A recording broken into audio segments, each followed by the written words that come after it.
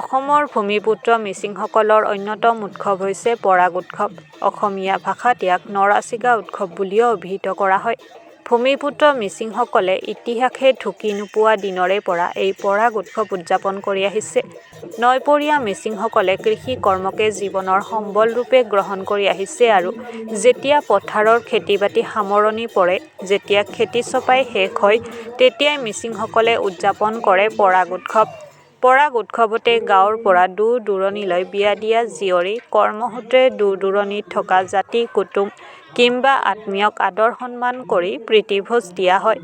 এই পৰাগ উৎসৱ এইবেলি ধেমাজি জিলাৰ গোগামুখ নাহৰবাৰী পঞ্চায়তৰ অন্যতম বৃহৎ গাঁও ৰাডাং টিঙিৰিত 4 দিনীয়া কাৰ্যসূচীৰে উদযাপন কৰিছে। 10 মাৰ্চৰ পৰা 14 মাৰ্চলৈ টিঙিৰি গাঁও মুৰংঘৰত অনুষ্ঠিত হোৱা উক্ত পৰাগ উৎসৱক লৈ বৃহস্পতিবাৰে দিনৰ 3 বজাত টিঙিৰি গাঁৱত সীমাহীন আনন্দ উল্লাসত মুখৰিত হৈছে আৰু গুমৰাগ নৃত্য ঐনিতমেৰে জীপাল হৈ পৰিছে।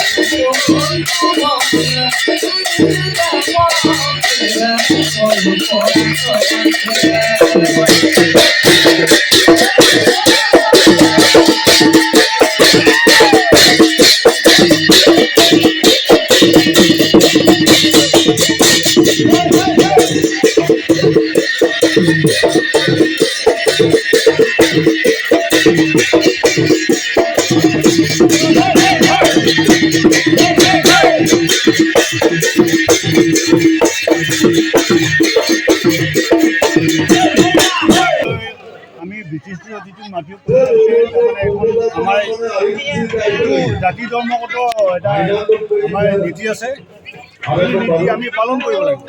আমি অতিথিক মাটি সেইটো আমাৰ মাংস ফিজটো দিবই লাগিব কাৰণে সেইটো নিদিলে আমাৰ মিচিং সম্প্ৰদায়ৰ মানুহে এনেই পাব আৰু আমাৰ গাহৰি মাংসৰ ফিজটো নিদিলে আমাৰ মিচিং সম্প্ৰদায়ৰ মানুহে নহয় বুলি আমি ক'ব আৰু ইয়াত চব্জি বনোৱা আছে। ইয়াত আমি কি চব্জি মানে পাতলা চব্জি, পাতৰ চব্জি আৰু কলিজা, গাহৰি মাংসৰ কলিজা টেষ্ট ইয়াত ধুনীয়াকৈ বনোৱা আছে।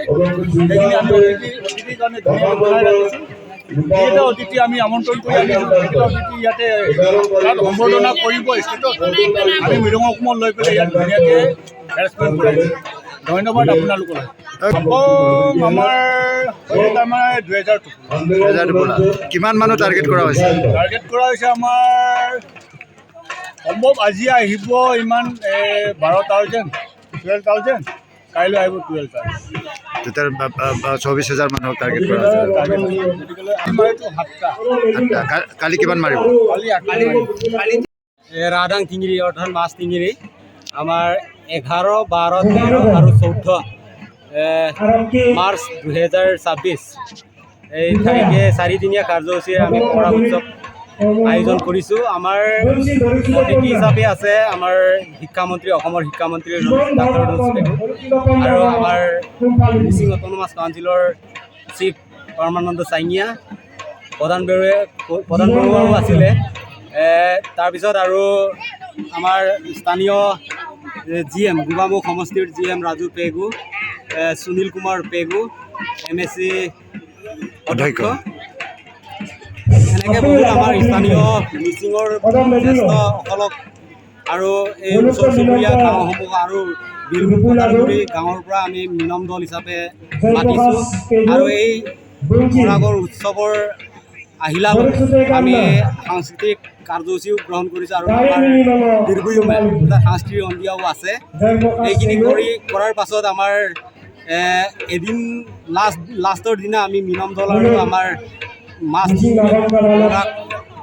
মোৰ কেবাঙে আমাৰ ভোজ ভাত মিলা প্ৰীতিৰে ভোজ ভাত এটা আমি আয়োজন কৰিছোঁ।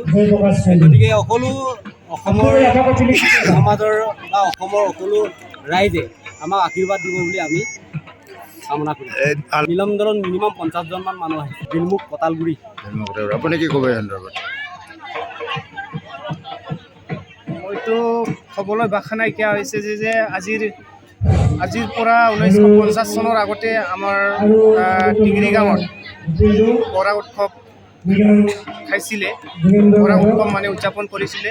আজি 1950 চনৰ পাছত আমি টিংৰি গাঁৱত আমাৰ টিংৰি গাঁৱৰ ডেকা গাভৰু জ্যেষ্ঠ সকলোৱে মিলি আমি বৰা উৎসৱ মাছ টিংৰি দাদাং দলুঙে বৰা উৎসৱ উদযাপন কৰিছোঁ আৰু মই অতি আনন্দিত হৈছোঁ।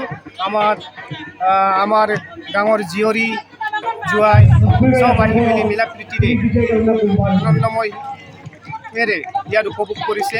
সেইকাৰণে মই অতি আনন্দিত হৈছোঁ।